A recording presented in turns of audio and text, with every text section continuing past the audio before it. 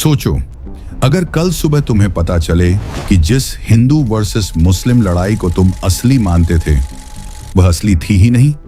अगर तुम्हें बताया जाए कि जिस नफरत पर तुम बहस करते हो, लड़ते हो, रिश्ते तोड़ते हो, वह किसी और की बनाई हुई स्क्रिप्ट है और असली खेल कहीं और चल रहा है।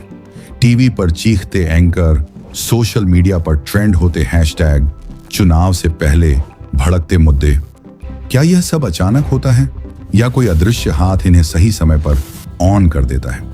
जब बेरोजगारी बढ़ती है, जब महंगाई आम आदमी की कमर तोड़ती है, जब शिक्षा और स्वास्थ्य सिस्टम गिरता है, तभी क्यों अचानक धर्म खतरे में है का शोर उठने लगता है? क्यों गरीब हिंदू और गरीब मुस्लिम की समस्याएं एक जैसी हैं, लेकिन वे एक दूसरे को दुश्मन समझने लगते हैं? क्यों नेताओं के बच्चे साथ में विदेश पढ़ते हैं और आम लोगों के बच्चे सड़क पर नारे लगाते हैं? ये वीडियो किसी धर्म के खिलाफ नहीं है। ये वीडियो उस खेल के खिलाफ है जो तुम्हारे दिमाग से खेला जा रहा है। आज हम हिंदू वर्सेस मुस्लिम की दीवार को नहीं, उस दीवार के पीछे खड़े असली खिलाड़ियों को देखेंगे। और अगर तुमने ये पूरा सच सुन लिया तो शायद अगली बार जब कोई तुम्हें लड़ाने की कोशिश करेगा, तुम मुस्कुराकर कहोगे, अब हम समझ चुके हैं।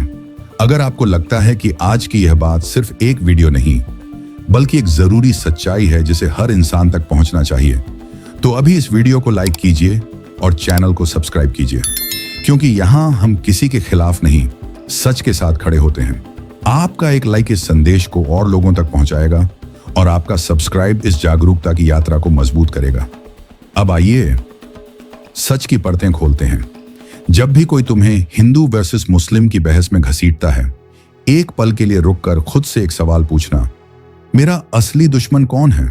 वो आदमी जो मेरी तरह सुबह उठकर काम पर जाता है, जो मेरी तरह महंगाई से परेशान है, जो मेरी तरह अपने बच्चों की फीस भरने की चिंता करता है, या वो सिस्टम जो हर चुनाव से पहले हमें अलग अलग खानों में बांट देता है? सच्चाई यह है कि इस देश में सबसे आसान काम है लोगों को धर्म के नाम पर भावनात्मक बना देना, और सबसे मुश्किल काम है लोगों को आर्थिक सवाल पूछने की आदत डालना। जब बेरोजगारी की रिपोर्ट आती है, अचानक कोई पुराना धार्मिक मुद्दा ट्रेंड करने लगता है। जब महंगाई पर सवाल उठते हैं, टीवी स्टूडियो में हिंदू वर्सेस मुस्लिम की बहस शुरू हो जाती है। यह संयोग नहीं है, यह पैटर्न है। तुम ध्यान से देखना, हर बार जब जनता एकजुट होकर नौकरी, शिक्षा, स्वास्थ्य की बात करती है, तभी अचानक सोशल मीडिया पर ऐसे वीडियो फैलने लगते हैं जो गुस्सा बढ़ाए। एक क्लिप काटी जाती है, एक बयान तोड़ा जाता है, एक अफवाह फैलाई जाती है, फिर एल्गोरिथम काम करता है। तुम्हें वही दिखता है जो तुम्हें गुस्सा दिलाए, क्योंकि गुस्सा सबसे ज्यादा बिकता है। टीवी चैनल टीआरपी कमाते हैं, राजनीतिक दल वोट बैंक मजबूत करते हैं, सोशल मीडिया पेज फॉलोवर बढ़ाते हैं, और जनता बस लड़ती रहती है। तुमने कभी गौर किया है गरीब हिंदू की समस्या क्या है? नौकरी, अस्पताल, स्कूल, महंगाई। गरीब मुस्लिम की समस्या क्या है? नौकरी, अस्पताल, स्कूल, महंगाई। समस्याएं एक जैसी, लेकिन गुस्सा एक दूसरे पर। क्यों? क्योंकि हमें पहचान के आधार पर सोचने की ट्रेनिंग दी जाती है। पहले तुमसे पूछा जाता है तुम कौन हो, फिर तुम्हें बताया जाता है तुम्हारा दुश्मन कौन है। यह मनोविज्ञान का खेल है। जब इंसान आर्थिक रूप से कमजोर होता है तो उसे किसी पर गुस्सा निकालने के लिए एक चेहरा चाहिए, और सिस्टम उसे वह चेहरा दे देता है। तुम गरीब हो क्योंकि वो तुमसे सब छीन रहा है। तुम्हारा धर्म खतरे में है। अगर तुम नहीं जागे तो तुम्हारी पहचान मिट जाएगी। डर, गुस्सा, असुरक्षा, इन तीन भावनाओं से सबसे मजबूत राजनीतिक ईंधन बनता है। सोचो, अगर जनता सच में एक दिन तय कर ले कि वह धर्म के नाम पर नहीं, काम के नाम पर वोट देगी, तो कितने चेहरे बदल जाएंगे, कितनी पुरानी राजनीति खत्म हो जाएगी। इसीलिए हिंदू वर्सेस मुस्लिम की बहस कभी खत्म नहीं होने दी जाती। यह एक स्थायी मुद्दा है, क्योंकि यह सबसे सस्ता और सबसे असरदार हथियार है। सिस्टम जानता है अगर जनता ने असली सवाल पूछने शुरू कर दिए तो जवाब देना मुश्किल हो जाएगा। इसलिए असली सवालों को शोर में दबा दिया जाता है। तुमने देखा होगा, किसी भी दंगे के बाद सबसे ज्यादा नुकसान किसका होता है? छोटे दुकानदार का, रिक्शा चलाने वाले का, दैनिक मजदूर का। नेता की गाड़ी नहीं जलती, उसके बच्चों की पढ़ाई नहीं रुकती, उसका बिजनेस नहीं बंद होता, लेकिन मोहल्ले का लड़का जेल चला जाता है, एक परिवार बर्बाद हो जाता है। फिर चुनाव आते हैं, भाषण होते हैं और वही लोग फिर वोट मांगने आ जाते हैं। ये खेल नया नहीं है, बस इसके तरीके आधुनिक हो गए हैं। पहले अफवाहें चौराहे पर फैलती थीं, अब व्हाट्सएप पर फैलती हैं। पहले नफरत सीमित थी, अब वह 4G की स्पीड से दौड़ती है। एक फर्जी वीडियो, एक झूठा कैप्शन और पूरा शहर जल सकता है। लेकिन सवाल यह है, क्या हम इतने कमजोर हैं कि हर बार वही गलती दोहराएं? क्या हम सच में इतने अलग हैं? अगर एक हिंदू बच्चा और एक मुस्लिम बच्चा एक ही सरकारी स्कूल में बैठकर पढ़ते हैं, एक ही किताब से गणित सीखते हैं, एक ही मैदान में खेलते हैं, तो बड़े होते होते वे दुश्मन कैसे बन जाते हैं? उन्हें दुश्मन बनाया जाता है, धीरे धीरे, बार बार, भावनात्मक कहानियों के जरिए। और जब भी कोई आवाज उठती है जो कहती है हम सबकी समस्या एक है, तो उसे या तो दबा दिया जाता है या बदनाम कर दिया जाता है। सिस्टम को सबसे ज्यादा डर किससे लगता है? एकता से। क्योंकि जब जनता एक हो जाती है तो वोट बैंक की राजनीति कमजोर पड़ जाती है। तुम्हें याद रखना होगा, धर्म इंसान को नैतिक बनाता है, लेकिन राजनीति धर्म को हथियार बना देती है। और जब धर्म हथियार बन जाता है तो सबसे पहले इंसानियत घायल होती है। आज जरूरत यह नहीं है कि तुम अपने धर्म को छोड़ दो, जरूरत यह है कि तुम समझो तुम्हारा धर्म तुम्हें नफरत नहीं सिखाता, नफरत सिखाई जाती है। तुम्हें बार बार ऐसे वीडियो दिखाए जाएंगे जो तुम्हें भड़काएं, तुम्हें ऐसे भाषण सुनाए जाएंगे जो तुम्हें डराएं। लेकिन अगर तुम हर बार एक सवाल पूछोगे, इससे किसका फायदा हो रहा है, तो खेल समझ में आने लगेगा। जब जनता लड़ती है तो असली मुद्दे पीछे चले जाते हैं। जब जनता डरती है तो वह सवाल नहीं पूछती, और जब जनता सवाल नहीं पूछती तो सिस्टम मजबूत हो जाता है। इसलिए हिंदू वर्सेस मुस्लिम की कहानी दरअसल जनता वर्सेस सिस्टम की कहानी है। और यह लड़ाई टीवी स्टूडियो में नहीं जीती जाएगी, यह लड़ाई दिमाग के अंदर जीती जाएगी। जिस दिन तुमने तय कर लिया कि तुम्हें गुस्से से नहीं, समझदारी से सोचना है, उस दिन इस खेल की आधी ताकत खत्म हो जाएगी। तुम्हें यह समझना होगा, गरीब हिंदू और गरीब मुस्लिम की असली लड़ाई एक दूसरे से नहीं है। उनकी असली लड़ाई उस व्यवस्था से है जो उन्हें बराबर मौका नहीं देती। अगर अस्पताल बेहतर हों, अगर स्कूल मजबूत हों, अगर नौकरी के अवसर बढ़ें, तो क्या लोग सड़क पर धर्म के लिए मरने को तैयार होंगे? ज्यादातर लोग शांति चाहते हैं, लेकिन शांति की आवाज धीमी होती है और नफरत की आवाज तेज। सिस्टम तेज आवाज को माइक्रोफोन दे देता है। अब फैसला तुम्हें करना है, तुम शोर का हिस्सा बनोगे या बदलाव की शुरुआत? क्योंकि अगर तुम जाग गए तो कोई भी तुम्हें आसानी से नहीं लड़वा पाएगा।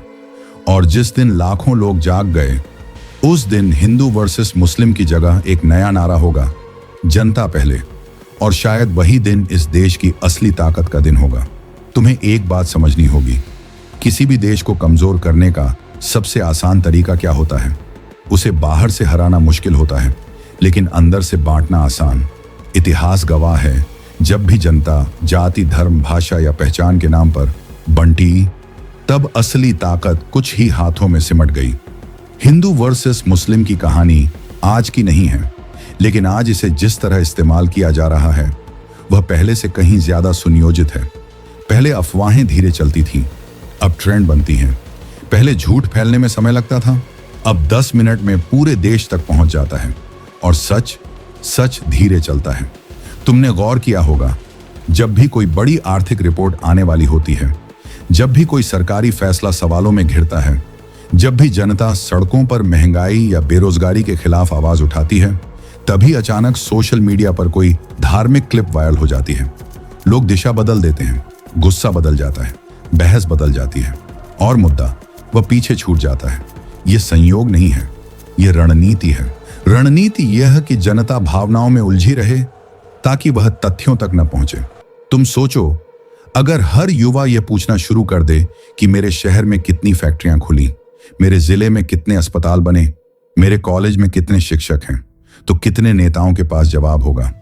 लेकिन अगर वही युवा यह पूछे किसने किसके बारे में क्या कहा, किसने किसकी भावना आहत की, तो बहस कभी खत्म नहीं होगी। और यही तो चाहिए, लंबी बहसें, लंबे गुस्से, छोटे सवाल। सिस्टम यह जानता है कि बेरोजगार युवा सबसे खतरनाक होता है अगर वह सोचने लगे, इसलिए उसे सोचने से पहले भड़काया जाता है। तुम्हें कभी महसूस हुआ है, सोशल मीडिया तुम्हें वही क्यों दिखाता है जो तुम्हें गुस्सा दिलाए? क्योंकि एल्गोरिथम जानता है गुस्सा क्लिक करवाता है, क्लिक पैसा लाता है, और जब राजनीति और डिजिटल प्लेटफॉर्म का फायदा एक दिशा में मिलने लगे तो विभाजन एक प्रोडक्ट बन जाता है।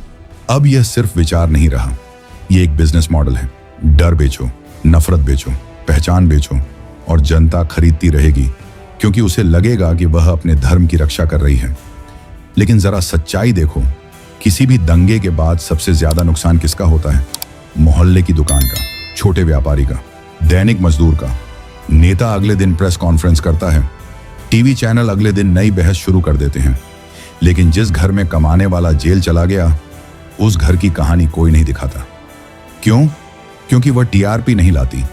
तुम्हें यह भी समझना होगा, गरीब हिंदू और गरीब मुस्लिम के बीच की दूरी असल में उतनी नहीं है जितनी उन्हें दिखाई जाती है। दोनों एक ही बस में सफर करते हैं, दोनों एक ही अस्पताल की लाइन में खड़े होते हैं, दोनों एक ही स्कूल की फीस भरते भरते परेशान होते हैं, लेकिन टीवी पर उन्हें दुश्मन की तरह दिखाया जाता है। ये मनोविज्ञान का खेल है। जब इंसान को लगता है कि उसका जीवन उसके नियंत्रण में नहीं है तो उसे एक दोषी चाहिए और सिस्टम उसे वह दोषी दे देता है। तुम्हारी गरीबी की वजह वो है, तुम्हारी असुरक्षा की वजह वो है। धीरे धीरे यह बात दिमाग में बैठ जाती है और असली सवाल कभी पूछा ही नहीं जाता, क्या सच में मेरी हालत का कारण वही है या यह पूरी व्यवस्था है जो सालों से नहीं बदली? तुम्हें कभी यह अजीब नहीं लगा कि नेताओं के बच्चे एक ही विदेशी यूनिवर्सिटी में पढ़ते हैं, उनके परिवार एक ही बिजनेस सर्कल में जुड़े होते हैं, लेकिन उनके समर्थक सड़कों पर एक दूसरे के खिलाफ नारे लगाते हैं?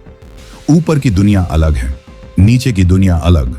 ऊपर समझौते होते हैं, नीचे टकराव होता है।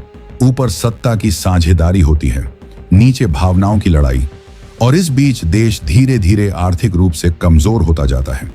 जब निवेशक देखते हैं कि देश के अंदर लगातार तनाव है तो वे पैसा लगाने से डरते हैं।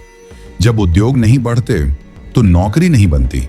जब नौकरी नहीं बनती तो युवा निराश होता है और निराश युवा फिर से सबसे आसान भावनात्मक मुद्दे की तरफ खींचा जाता है।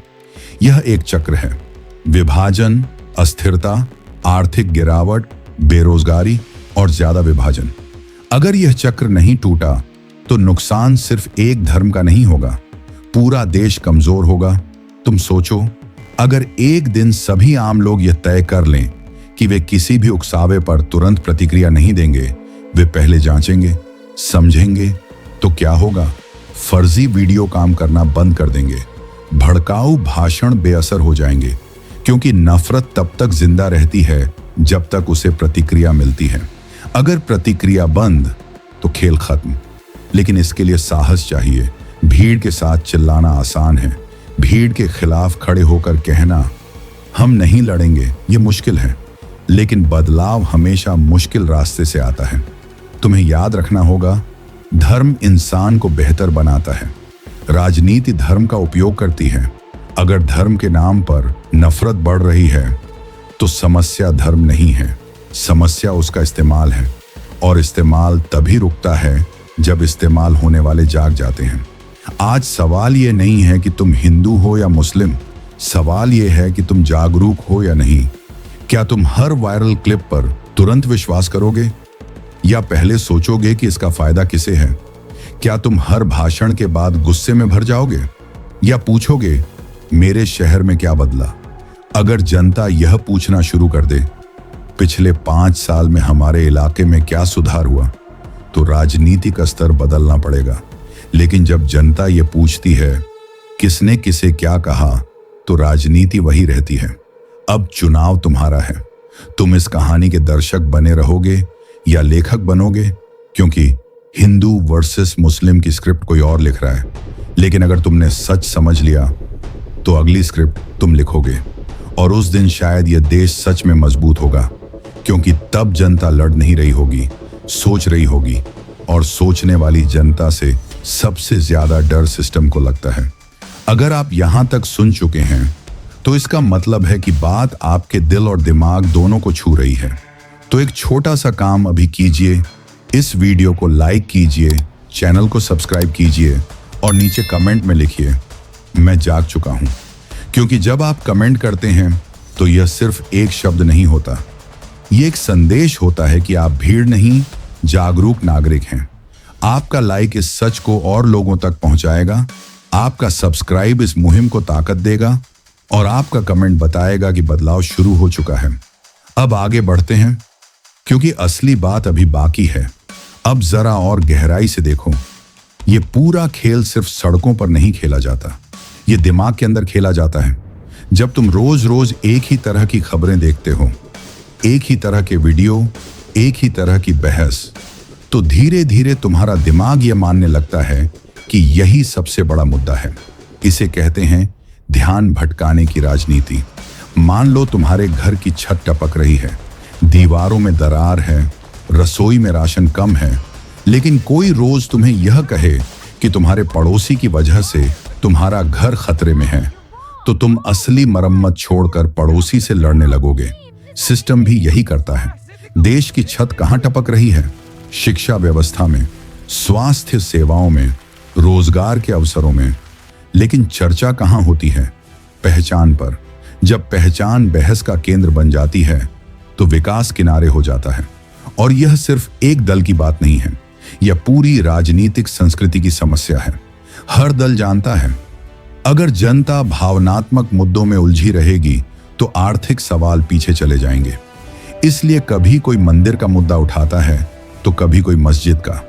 लेकिन शायद ही कोई मंच से यह पूछता है, हमारे शहर में कितने नए उद्योग आए? तुम्हें यह भी समझना होगा कि डर एक शक्तिशाली भावना है।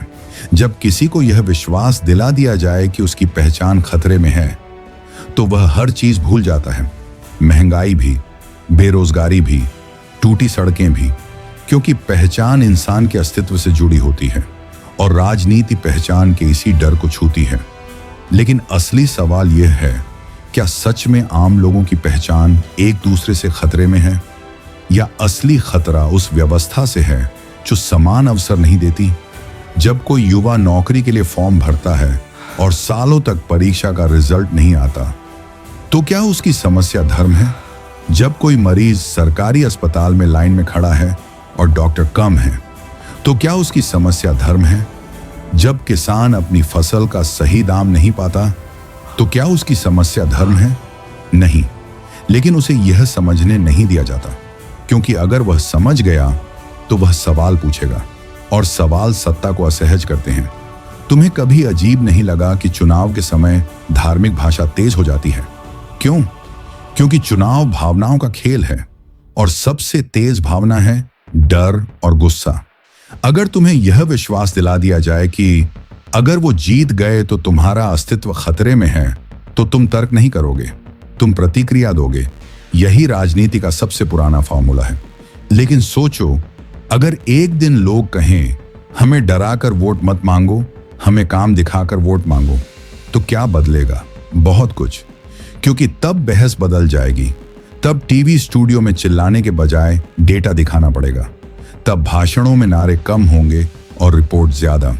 लेकिन ऐसा तभी होगा जब जनता अपनी प्राथमिकता बदलेगी। आज सोशल मीडिया पर ट्रेंड क्या करता है? जो भड़काए। लेकिन अगर लोग ऐसे कंटेंट को शेयर करना बंद कर दें जो नफरत फैलाए, तो क्या होगा? धीरे धीरे वह कंटेंट मर जाएगा। नफरत ऑक्सीजन से चलती है, और ऑक्सीजन है हमारी प्रतिक्रिया। अगर हम प्रतिक्रिया देना बंद कर दें तो खेल आधा खत्म हो जाता है। लेकिन यहां एक और सच है, कभी कभी लोग सच में आहत होते हैं, कभी सच में गलत बयान दिए जाते हैं। लेकिन सवाल यह है, क्या हर घटना का जवाब आग से देना जरूरी है, या कानून और संवाद का रास्ता भी हो सकता है? जब भी भीड़ फैसला करने लगती है तो न्याय कमजोर हो जाता है, और जब न्याय कमजोर होता है तो आम आदमी असुरक्षित हो जाता है, फिर चाहे वह हिंदू हो या मुस्लिम। तुम्हें यह समझना होगा, भीड़ किसी की स्थायी दोस्त नहीं होती। आज वह तुम्हारे पक्ष में होगी, कल तुम्हारे खिलाफ। लेकिन कानून अगर मजबूत हो तो वह सबके लिए होता है।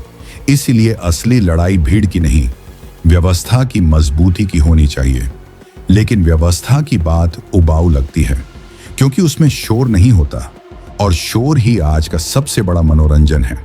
हम एक ऐसे समय में जी रहे हैं जहां राजनीति भी एक तरह का रियलिटी शो बन गई है, जहां बयान सुर्खियां बनते हैं, जहां गुस्सा क्लिप बनता है, जहां नफरत वायरल होती है।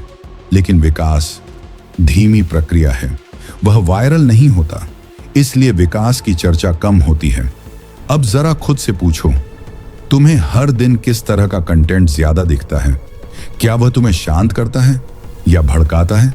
अगर वह भड़काता है तो समझो कि तुम किसी की रणनीति का हिस्सा बन रहे हो। यह रणनीति तुम्हें दुश्मन दिखाती है, लेकिन असली दुश्मन छुपा रहता है। और असली दुश्मन क्या है? गरीबी, अशिक्षा, भ्रष्टाचार, अवसरों की कमी। ये 4 चीजें किसी एक धर्म की समस्या नहीं है, ये पूरे देश की समस्या है। अगर हम इन 4 चीजों के खिलाफ एकजुट हो जाएं, तो देश बदल सकता है। लेकिन अगर हम एक दूसरे के खिलाफ खड़े रहेंगे तो यही समस्याएं और गहरी होंगी। अब फैसला तुम्हारे हाथ में है। तुम वह पीढ़ी बन सकते हो जो इस पुराने खेल को समझकर खत्म कर दे, या वह पीढ़ी जो उसी खेल को दोहराती रहे। याद रखो, जब भी कोई तुम्हें हिंदू वर्सेस मुस्लिम की बहस में खींचे, तो एक पल रुककर सोचो, क्या मैं असली मुद्दे से भटक रहा हूं? अगर जवाब हां है तो समझ जाओ तुम्हें लड़ाया जा रहा है। और जिस दिन तुम्हें यह एहसास हो गया, उसी दिन तुम इस खेल से बाहर हो जाओगे, क्योंकि असली क्रांति सड़कों पर नहीं, दिमाग में शुरू होती है। अब एक और सच्चाई देखो, यह खेल सिर्फ चुनाव तक सीमित नहीं है, यह रोजमर्रा की बातचीत में घुस चुका है। तुम चाय की दुकान पर जाओ, ऑटो में बैठो, किसी पारिवारिक शादी में बैठो, कुछ ही मिनटों में बात घूमकर हिंदू वर्सेस मुस्लिम पर आ जाती है। क्यों? क्योंकि यह विषय भावनात्मक है, और भावनात्मक विषयों पर लोग जल्दी जुड़ते हैं। लेकिन यह जुड़ाव सकारात्मक नहीं होता, यह विभाजन पर आधारित जुड़ाव होता है। जब 2 लोग एक तीसरे के खिलाफ गुस्से में एकजुट होते हैं तो उन्हें लगता है कि वे मजबूत हैं, लेकिन असल में वे किसी और की रणनीति का हिस्सा बन रहे होते हैं। अब सोचो, अगर हर दिन तुम्हारे सामने बार बार यह बात रखी जाए कि तुम खतरे में हो, तो धीरे धीरे तुम बिना सबूत के भी उस पर विश्वास करने लगोगे। इसे कहते हैं दोहराव की ताकत। झूठ अगर 100 बार दोहराया जाए तो वह सच जैसा लगने लगता है, और जब वह सच जैसा लगने लगे तो लोग उस पर कार्रवाई करने लगते हैं। यही वह बिंदु है जहां समाज टूटने लगता है। लेकिन जरा शांत होकर सोचो, क्या तुम्हारे आसपास के लोग सच में तुम्हारे दुश्मन हैं? क्या तुम्हारा पड़ोसी जो सालों से तुम्हारे साथ रहता है, जो तुम्हारी शादी में आया, जो तुम्हारे घर बीमारी में मदद करने आया, वह अचानक तुम्हारे अस्तित्व के लिए खतरा बन गया? या तुम्हें ऐसा महसूस कराया जा रहा है? याद रखो, राजनीति में धारणा वास्तविकता से ज्यादा ताकतवर होती है। अगर लोगों को यह महसूस करा दिया जाए कि वे खतरे में हैं, तो वे वास्तविक आंकड़े देखने की कोशिश भी नहीं करेंगे। और यही होता है, सांख्यिकी की जगह भावनाएं ले लेती हैं, तथ्यों की जगह भाषण ले लेते हैं। लेकिन एक देश भावनाओं से नहीं चलता, वह नीतियों से चलता है। अगर नीति अच्छी हो तो उसका फायदा सबको मिलता है, चाहे वह किसी भी धर्म का हो। अगर नीति खराब हो तो नुकसान भी सबको होता है। अब जरा यह समझो, जब देश में निवेश कम होता है, जब उद्योग धीमे होते हैं, जब शिक्षा का स्तर गिरता है, तो इसका असर किस पर पड़ता है? आम आदमी पर। और आम आदमी की कोई एक धार्मिक पहचान नहीं होती, वह सिर्फ आम आदमी होता है। लेकिन जब बहस धार्मिक हो जाती है तो आर्थिक चर्चा पीछे चली जाती है। यह ध्यान भटकाने की राजनीति का दूसरा स्तर है। पहला स्तर भावनात्मक मुद्दा उठाओ, दूसरा स्तर उसे इतना बड़ा बना दो कि बाकी सब छोटा लगे। अब लोग उसी में उलझे रहेंगे और इस बीच असली निर्णय चुपचाप लिए जाते रहेंगे। तुम्हें कभी यह लगा है कि कई बड़े फैसले ऐसे समय में आते हैं जब देश किसी और विवाद में उलझा होता है, क्योंकि शोर में चीजें कम दिखती हैं। शोर ध्यान को तोड़ देता है, और अगर जनता का ध्यान बंट गया तो सवाल पूछने की ताकत कम हो जाती है। यह कोई साजिश की फिल्म नहीं है, यह राजनीति का सामान्य तरीका है, हर देश में, हर समय। लेकिन फर्क यह है कि कुछ देशों में जनता जल्दी समझ जाती है और कुछ जगह जनता सालों तक भावनात्मक जाल में फंसी रहती है। अब सवाल है, हम कौन सी जनता बनना चाहते हैं? तुम्हें यह भी समझना होगा कि धार्मिक पहचान अपने आप में समस्या नहीं है। समस्या तब शुरू होती है जब पहचान को श्रेष्ठता या भय से जोड़ दिया जाता है। जब कोई यह कहे सिर्फ हम सही हैं या सिर्फ हम खतरे में हैं, तो वहां से विभाजन शुरू होता है। और विभाजन जितना गहरा होगा, सत्ता उतनी स्थिर होगी, क्योंकि बंटी हुई जनता कभी संगठित दबाव नहीं बना पाती। मान लो देश के करोड़ों युवा एक साथ यह मांग करें कि हमें पारदर्शी भर्ती प्रणाली चाहिए, तो क्या उसे अनदेखा करना आसान होगा? नहीं। लेकिन अगर वही युवा अलग अलग खेमों में बंट जाए तो उनकी आवाज कमजोर हो जाती है। और यही लक्ष्य होता है। तुम्हें एक बात और समझनी होगी, डर और गर्व दोनों का इस्तेमाल किया जाता है। कभी कहा जाता है तुम खतरे में हो, कभी कहा जाता है तुम्हारा धर्म सबसे महान है। दोनों बातें सुनने में अलग लगती हैं, लेकिन दोनों का मकसद एक है, भावना को जगाना। भावना जितनी तेज होगी, तर्क उतना कमजोर होगा, और जब तर्क कमजोर होगा तो सवाल भी कम होंगे। अब सोचो, अगर देश की ऊर्जा विकास में लगे तो क्या हो सकता है? बेहतर स्कूल, बेहतर अस्पताल, नए उद्योग, नए अवसर। लेकिन अगर वही ऊर्जा एक दूसरे के खिलाफ लगे तो क्या होगा? तनाव, अस्थिरता, आर्थिक नुकसान और अंत में कमजोर राष्ट्र। कोई भी देश अंदर से टूटकर मजबूत नहीं बनता। अब तुमसे एक सीधा सवाल, अगर तुम्हें रोज यह याद दिलाया जाए कि तुम पहले इंसान हो, फिर किसी धर्म के, तो क्या फर्क पड़ेगा? शायद तुम हर खबर को थोड़ी शांति से देखोगे, हर वायरल वीडियो को तुरंत सच नहीं मानोगे। और यही जागरूकता की शुरुआत है। जागरूकता का मतलब यह नहीं कि तुम अपने धर्म से दूर हो जाओ। जागरूकता का मतलब है तुम अपने दिमाग का इस्तेमाल करो, क्योंकि जो लोग सोचते हैं उन्हें भड़काना मुश्किल होता है, और जो लोग सोचते हैं वे आसानी से इस्तेमाल नहीं होते। हिंदू वर्सेस मुस्लिम की बहस तब तक चलती रहेगी जब तक लोग इसे बिना सोचे स्वीकार करते रहेंगे। लेकिन जिस दिन लोग कहेंगे हमें काम की बात करो, उस दिन यह बहस कमजोर पड़ जाएगी।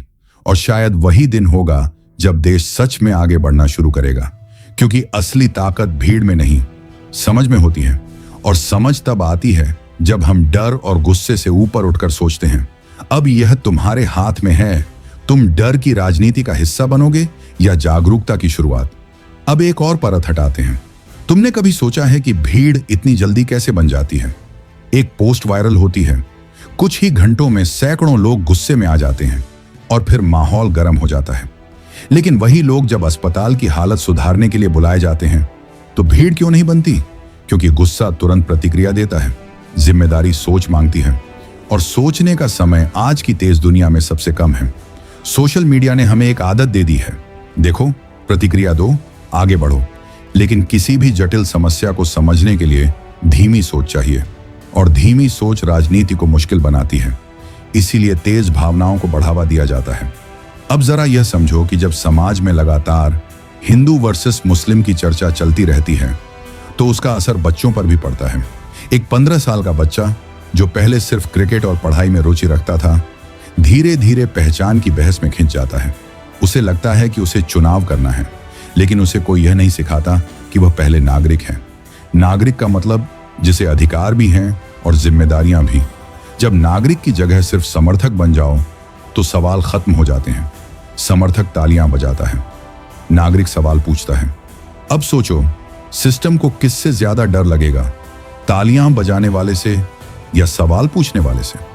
सवाल पूछने वाला व्यवस्था बदल सकता है, और इसलिए सवालों को भावनाओं में दबा दिया जाता है। अब एक और सच्चाई, आर्थिक असमानता जितनी बढ़ती है, विभाजन की राजनीति उतनी तेज होती है। क्यों? क्योंकि जब लोगों को लगता है कि उनके पास खोने के लिए कम है, तो वे जल्दी उकसाए जाते हैं। निराशा एक खतरनाक जमीन है, उस पर गुस्सा जल्दी उगता है। अगर किसी युवा को लगे कि उसके पास अवसर नहीं है, तो उसे किसी दोषी की तलाश होगी, और राजनीति उसे वह दोषी दिखा देती है। लेकिन असली दोष क्या है? नीतियों की कमजोरी, शिक्षा की कमी, सिस्टम की धीमी गति। इन पर काम करना कठिन है, लेकिन पहचान की राजनीति आसान है, क्योंकि उसमें सुधार नहीं, सिर्फ नारे चाहिए। अब तुम खुद सोचो, पिछले 10 साल में तुम्हारे शहर में क्या बदला? क्या नौकरी के अवसर बढ़े? क्या स्कूलों की हालत सुधरी? क्या अस्पताल बेहतर हुए? अगर जवाब आधा अधूरा है तो फिर बहस किस बात पर हो रही है? यही असली सवाल है। जब जनता असली मुद्दों पर चुप हो जाती है तो विभाजन की आवाज तेज हो जाती है, और यह चुप्पी खतरनाक है, क्योंकि यह धीरे धीरे लोकतंत्र को कमजोर करती है। लोकतंत्र सिर्फ वोट देने से नहीं चलता, वह जागरूक नागरिकों से चलता है। जागरूक नागरिक डर से नहीं चलते, वे जानकारी से चलते हैं। अब एक और पहलू, मीडिया की भूमिका। मीडिया का काम था सवाल पूछना, लेकिन जब मीडिया भी भावनात्मक बहसों में उलझ जाए तो जनता के पास सही जानकारी कम रह जाती है। फिर लोग सोशल मीडिया पर भरोसा करते हैं और वहां सत्य और झूठ की रेखा धुंधली होती है। यही वह जगह है जहां अफवाहें ताकत पकड़ती हैं। लेकिन याद रखो, हर शेयर की जिम्मेदारी तुम्हारी भी है। अगर तुम बिना जांचे कुछ शेयर करते हो तो तुम भी उसी खेल का हिस्सा बन जाते हो। जागरूकता का पहला कदम है रुको, जांचो, फिर प्रतिक्रिया दो। अब एक बड़ा सवाल, क्या कभी यह संभव है कि हिंदू वर्सेस मुस्लिम की बहस पूरी तरह खत्म हो जाए? शायद नहीं, क्योंकि पहचान हमेशा रहेगी, लेकिन इसे कमजोर किया जा सकता है। कैसे? जब लोग इसे प्राथमिकता देना बंद कर दें, जब वोट विकास पर पड़े, जब चर्चा रोजगार पर हो, जब बहस शिक्षा पर हो, तब धीरे धीरे पहचान की राजनीति पीछे चली जाएगी। अब एक कल्पना करो, अगर देश के करोड़ों लोग एक साथ यह तय करें कि वे किसी भी भड़काऊ बयान पर प्रतिक्रिया नहीं देंगे, तो क्या होगा? शोर कम हो जाएगा, उकसावे बेअसर हो जाएंगे, क्योंकि हर रणनीति तभी चलती है जब उसे प्रतिक्रिया मिलती है। अब अंतिम बात इस हिस्से की, तुम्हें यह समझना होगा कि सिस्टम कोई एक चेहरा नहीं है। यह एक सोच है, एक तरीका है, और उस तरीके को बदलने के लिए लोगों को पहले अपनी सोच बदलनी होगी। अगर तुम हर खबर को धर्म के चश्मे से देखोगे तो हर खबर वैसी ही लगेगी, लेकिन अगर तुम उसे नीति और प्रभाव के चश्मे से देखोगे तो तस्वीर अलग दिखेगी। यह वीडियो किसी धर्म के खिलाफ नहीं है, यह उस खेल के खिलाफ है जो हमें एक दूसरे के खिलाफ खड़ा करता है। क्योंकि जब जनता लड़ती है तो सिस्टम जीतता है, और जब जनता समझती है तो सिस्टम बदलता है। अब तय करो, तुम्हें जीत किसकी चाहिए? अब आखिरी और सबसे जरूरी बात, मान लो आज से तुमने तय कर लिया कि तुम किसी भी हिंदू वर्सेस मुस्लिम उकसावे पर तुरंत प्रतिक्रिया नहीं दोगे। तुम पहले समझोगे, जांचोगे, सोचोगे। तो क्या बदल जाएगा? सब कुछ। क्योंकि हर बड़ी रणनीति छोटे छोटे दिमागों पर टिकी होती है। जब लाखों लोग बिना सोचे प्रतिक्रिया देते हैं तभी माहौल बनता है, लेकिन जब वही लाखों लोग सोचकर प्रतिक्रिया देते हैं तो माहौल बदल जाता है। अब जरा भविष्य की कल्पना करो। अगर आने वाली पीढ़ी को यह सिखाया जाए कि पहले इंसान फिर धर्म, तो क्या होगा? वे स्कूल में साथ पढ़ेंगे, कॉलेज में साथ सपने देखेंगे और नौकरी में साथ काम करेंगे। उन्हें एक दूसरे से डर नहीं होगा। डर वहीं पैदा होता है जहां संवाद खत्म हो जाता है, और संवाद वहीं खत्म होता है जहां राजनीति बीच में आ जाती है। लेकिन राजनीति भी तभी ताकतवर होती है जब जनता उसे ताकत देती है। अब एक सीधी बात, अगर देश के करोड़ों लोग एक साथ यह मांग करें कि हमें बेहतर शिक्षा चाहिए, तो कोई भी सरकार उसे अनदेखा नहीं कर पाएगी। अगर करोड़ों लोग कहें हमें पारदर्शी भर्ती प्रक्रिया चाहिए, तो उसे बदलना पड़ेगा। लेकिन अगर करोड़ों लोग सिर्फ नारे लगाएं और असली सवाल न पूछें, तो कुछ नहीं बदलेगा। अब खुद से पूछो, तुम्हारी ऊर्जा कहां जा रही है? सोशल मीडिया पर बहस में, या अपने भविष्य को मजबूत करने में? याद रखो, जिस देश की युवा शक्ति भटक जाए वह देश कमजोर हो जाता है, और जिस देश की युवा शक्ति जाग जाए उसे कोई नहीं रोक सकता। अब एक और सच्चाई, विभाजन से सिर्फ आर्थिक नुकसान नहीं होता, मानसिक नुकसान भी होता है। जब समाज में अविश्वास बढ़ता है तो सहयोग घटता है। जब सहयोग घटता है तो प्रगति धीमी हो जाती है। जब प्रगति धीमी हो जाती है तो निराशा बढ़ती है, और फिर वही चक्र शुरू हो जाता है। लेकिन इस चक्र को तोड़ने की ताकत भी जनता के पास ही है, क्योंकि सिस्टम कोई जादू नहीं है, वह लोगों से बना है। अगर लोग जाग जाएं तो सिस्टम को बदलना ही पड़ेगा। अब आखिरी सवाल, क्या तुम इस खेल को समझकर भी उसी का हिस्सा बने रहोगे, या तुम वह इंसान बनोगे जो अपने दोस्तों से कहेगा चलो काम की बात करें, चलो अपने शहर की बात करें, चलो पूछें कि हमारे स्कूल क्यों कमजोर हैं? यही असली जागरूकता है। ये किसी के खिलाफ नहीं है, ये सब के लिए है। क्योंकि जब हिंदू और मुस्लिम दोनों मजबूत होंगे तभी देश मजबूत होगा। जब दोनों के बच्चे अच्छी शिक्षा पाएंगे तभी देश आगे बढ़ेगा। जब दोनों को समान अवसर मिलेंगे तभी न्याय होगा। हिंदू वर्सेस मुस्लिम की कहानी तभी खत्म होगी जब जनता वर्सेस समस्या की कहानी शुरू होगी। जब हम एक दूसरे को दुश्मन नहीं, साथी समझेंगे, और याद रखो, नेता बदलते रहेंगे, सरकारें बदलती रहेंगी, लेकिन देश हमेशा रहेगा। और देश किसी एक धर्म से नहीं बनता, वह लोगों से बनता है। अगर लोग टूटे हुए होंगे तो देश भी कमजोर होगा। अगर लोग एकजुट होंगे तो देश अटूट होगा। अब फैसला तुम्हारे हाथ में है। तुम शोर बनोगे या बदलाव, तुम भीड़ बनोगे या नागरिक, क्योंकि असली क्रांति पत्थर फेंकने से नहीं, सोच बदलने से आती है। और अगर तुम्हारी सोच बदल गई तो शायद यह देश भी बदल जाएगा। अब जब अगली बार कोई तुम्हें हिंदू वर्सेस मुस्लिम की आग में धकेलने की कोशिश करे तो शांत होकर मुस्कुराना और खुद से कहना, अब हम समझ चुके हैं। अगर आपने यह वीडियो पूरा देखा है तो आप अब सिर्फ दर्शक नहीं रहे, आप जागरूक हैं। तो जाते जाते एक काम जरूर कीजिए, इस वीडियो को लाइक कीजिए, चैनल को सब्सक्राइब कीजिए और इसे ज्यादा से ज्यादा लोगों के साथ शेयर कीजिए, क्योंकि बदलाव अकेले नहीं आता, वह फैलता है। जाते जाते नीचे कमेंट में जरूर बताइए आप अगला वीडियो किस विषय पर देखना चाहते हैं। क्या हम बेरोजगारी की सच्चाई पर बात करें, शिक्षा सिस्टम की हकीकत पर, मीडिया की भूमिका पर, या फिर जनता वर्सेस सिस्टम के किसी और पहलू को गहराई से समझें? आपका कमेंट सिर्फ सुझाव नहीं है, वह इस चैनल की दिशा तय करता है। तो नीचे कमेंट कीजिए और बताइए अगला सच किस पर खोला जाए। आपका लाइक इस संदेश को ताकत देगा, आपका सब्सक्राइब इस आवाज को निरंतरता देगा और आपका शेयर इस सच को उन लोगों तक पहुंचाएगा जिन्हें शायद इसकी सबसे ज्यादा जरूरत है। याद रखिए, जब जनता समझती है तभी देश बदलता है। फिर मिलेंगे एक और सच्चाई के साथ। जय हिंद, जय भारत।